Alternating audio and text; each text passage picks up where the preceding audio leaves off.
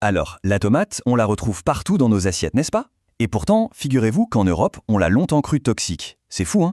Aujourd'hui, on va décortiquer ensemble tout le parcours de ce fruit incroyable, de la toute petite graine jusqu'à l'étal du marché. C'est une véritable aventure agricole, pleine de petites astuces et de savoir-faire.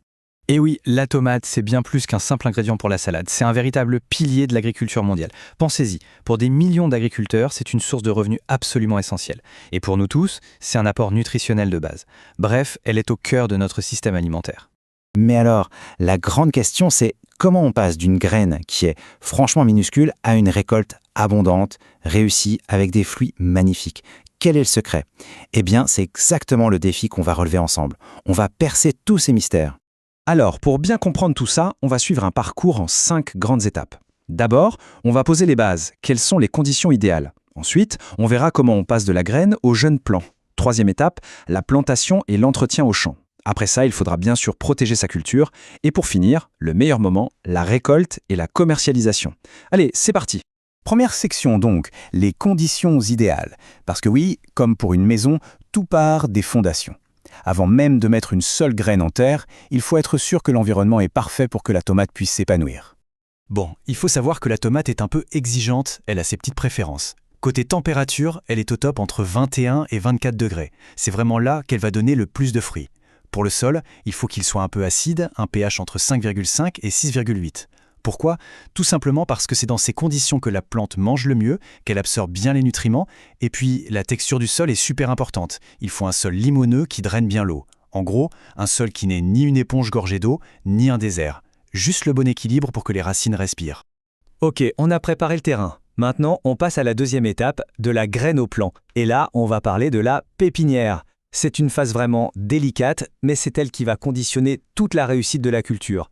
C'est un peu la maternelle des futurs plants de tomates. Alors là, on a deux écoles. Soit on sème directement dans le champ, soit on passe par une pépinière. Le semi-direct, c'est vrai, ça demande moins de travail.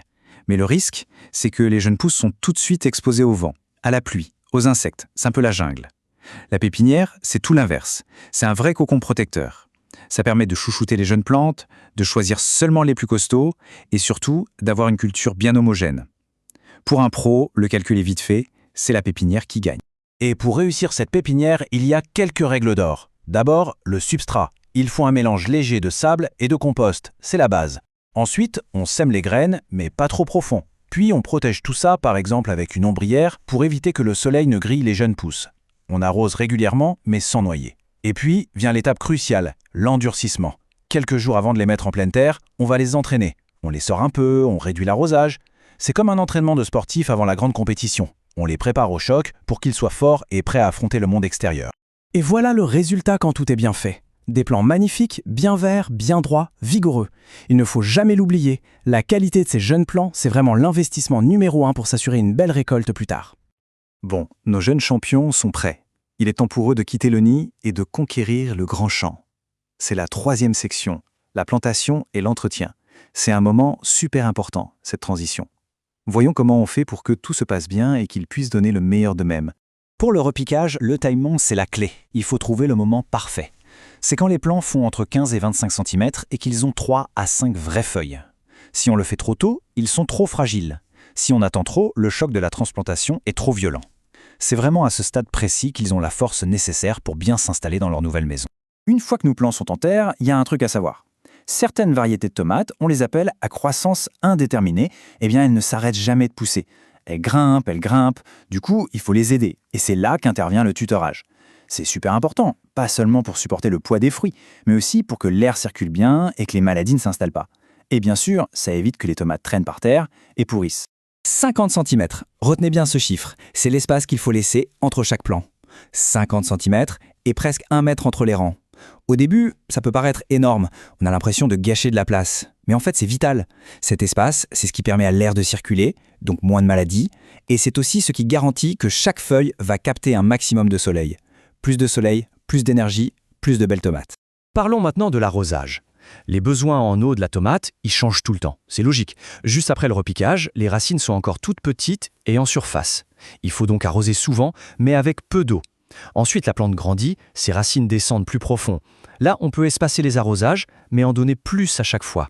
Et puis arrive le moment le plus critique, quand les fruits se forment. Là, il faut être hyper régulier.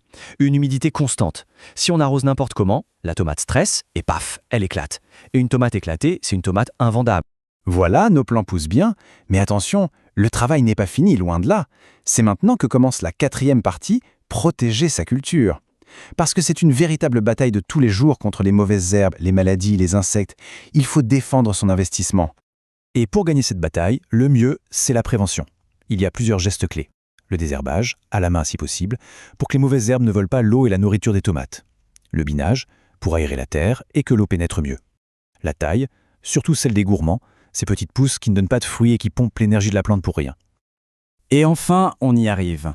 La récompense de tous ces mois de travail. La 5e et dernière section, la récolte et la commercialisation. C'est le moment de savourer le fruit de ses efforts, au sens propre comme au figuré. Alors, quand est-ce qu'on récolte ? En général, il faut compter entre 90 et 120 jours après le semis, soit 3 à 4 mois. La récolte se fait à la main et ça demande un peu de délicatesse. Il ne faut pas arracher le fruit n'importe comment. Le bon geste, c'est de le détacher doucement en tournant un peu. Si on fait ça bien, on ne blesse pas la plante et elle peut continuer à nous donner d'autres belles tomates. Et tout ce travail, ça donne quoi en chiffres ? Eh bien, accrochez-vous, une culture bien menée peut donner entre 20 et 40 tonnes par hectare. C'est un rendement énorme. Ça montre bien tout le potentiel économique de la tomate. Mais attention, pour atteindre ces chiffres, il faut que toutes les étapes qu'on a vues avant aient été respectées à la lettre. Mais l'histoire ne s'arrête pas une fois la tomate cueillie. Une stratégie vraiment intelligente, c'est la transformation. Transformer une partie de sa récolte en purée, en jus, en conserve. Ce n'est pas juste pour éviter de jeter, c'est surtout pour créer des produits qui ont plus de valeur, qu'on peut vendre plus cher et surtout qu'on peut vendre toute l'année. C'est un excellent moyen de stabiliser ses revenus. Voilà, on a fait le tour complet du voyage de la tomate, de la graine au produit fini. On a vu que chaque étape, du choix du sol jusqu'à la commercialisation, est un maillon essentiel de la chaîne. C'est un travail exigeant, c'est sûr, mais le potentiel est vraiment là. Alors maintenant, la question est simple, par où commencer ? Quelle est la première idée que l'on retient de tout ça pour l'appliquer concrètement ?